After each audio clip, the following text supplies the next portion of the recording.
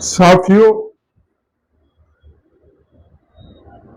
अभी एक मुद्दा भारत और अमेरिका के बीच काफी गरमाया हुआ है।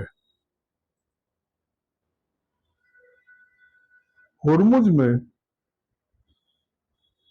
जहां ईरान का और अमेरिका का संघर्ष चल रहा था अभी कुछ समय पहले, वहां एक नाइजीरिया का जहाज तेल लेकर के आ रहा था और उसमें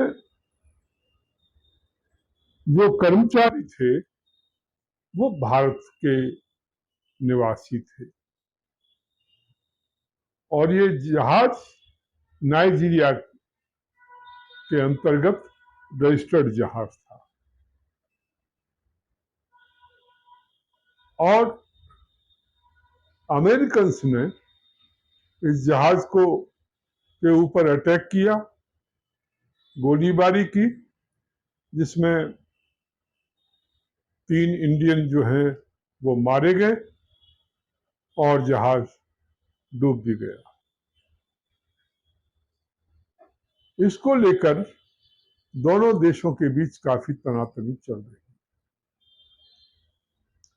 विपक्ष का मानना है सरकार कमजोरी दिखा रही है और कोई कार्रवाई नहीं कर रही। यूएस के विरुद्ध कोई स्टेटमेंट भी ढंग का नहीं दिया और यूएस ने अपनी कोई गलती मानने से मना कर दिया है। वहां के जो विदेश सचिव हैं मिस्टर रूबियो, उन्होंने किसी भी ढंग से सॉरी या रिग्रेट करने से मना कर दिया। उनका कहना यह है कि वो उस क्षेत्र में था और वहां नहीं होना चाहिए था और इसलिए क्षमा मांगने का कोई सवाल ही नहीं। तो इस प्रकार से दोनों के बीच में काफी, उधर विपक्ष इस मुद्दे को काफी उठा रहा है कि सरकार कमजोर है, मोदी जी कुछ बोल नहीं पाते हैं और इस ढंग से भारतीयों को दिन दहाड़े मार दिया जाता है, फिर भी कोई कार्रवाई नहीं होती। तो इस ढंग की रस्साकसी विपक्ष और शासन, गवर्नमेंट तथा अमेरिकन प्रशासन के बीच में चल रही है। साथियों, एक बात ध्यान रखने की है कि ये जहाज नाइजीरिया की किसी कंपनी के नाम से रजिस्टर्ड था। तो इससे एक तो ये पता चल जाता है कि इसमें भारतीय जहाज के अंतर्गत ये जहाज नहीं चल रहा था और किसी को कैसे पता चलेगा कि यहां पर काम करने वाले इंडियंस हैं। तो इस रूप में एकदम जवाबदेही जो है अमेरिकन्स की मान लेना वो उचित नहीं है, या अमेरिकन्स को जवाब हम इसके लिए जिम्मेदार ठहराएं वो भी उचित नहीं है। परंतु हाँ, एक बात बड़ी स्पष्ट है कि इंडियंस भारतीय विभिन्न कंपनियों के जो जहाज हैं उनमें काम करने को मजबूर हैं। उससे पता लगता है कि हमारे यहाँ बेरोजगारी की स्थिति क्या है। लोग या नौजवान बेरोजगार हो रहे हैं, उनकी सुरक्षा व्यवस्था भी नहीं है। उस सब के बावजूद केवल इस कारण, क्योंकि उन्हें नौकरी की आवश्यकता है, वो इस ढंग से मजबूरी में ऐसी कंपनियों में काम करने को मजबूर हैं। जिस स्थिति में किसी देश का कोई नागरिक काम करने को तैयार नहीं है, उन परिस्थितियों में हमारे देश के नागरिक जो हैं काम करने को मजबूर हैं, और ये सरकार की विफलता दिखाता है।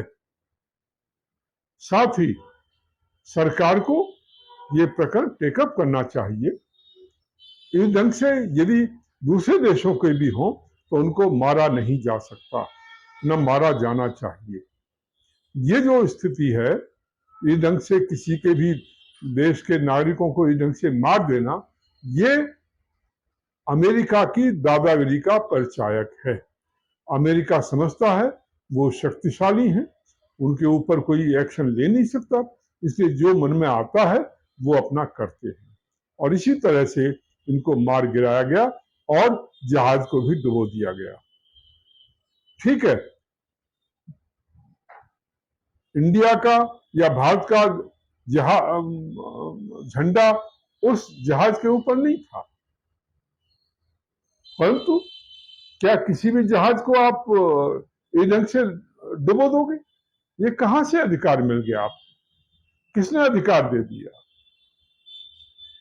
तो निश्चित रूप से सभी देशों को मिलकर के इस विषय में अपनी आवाज उठानी चाहिए। अमेरिकन की जिम्मेदारी बनती है कि जो इनोसेंट लोग मारे गए हैं उनको कंपनसेट करें, उसके लिए माफी मांगे, ये अमेरिका की जिम्मेदारी बनती है। परंतु हाँ, बीजेपी सरकार, मोदी सरकार बड़ी कमजोर सी दिखाई देने लगी है, वो बोल नहीं पाती।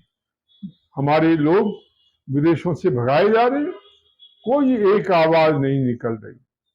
ऑस्ट्रेलिया से भगाए जा रहे हैं, कोई आवाज नहीं निकल रही। दूसरे देशों से भगाए जा रहे हैं, कोई आवाज नहीं निकल रही। उनको टारगेट किया जाता है, कोई आवाज नहीं निकलती। उनको जो है नौकरियों से निकाला जाता है, कोई आवाज नहीं निकलती। तो निश्चित रूप से मोदी सरकार बहुत कमजोर हो चुकी है और उसकी आवाज पता नहीं कहां जाकर के गुम हो गई है। इसलिए समय आ गया है कि इसको परिवर्तित किया जाए और कोई मजबूत सरकार लाने की कोशिश की जाए। साथियों, इस वीडियो को शेयर करिए, कमेंट्स करिए और अधिक से अधिक साथियों में भेजिए। साथ ही QR कोड लगा हुआ है, उसके माध्यम से राष्ट्रवाद पार्टी को आर्थिक सहयोग देकर मजबूत बनाइए।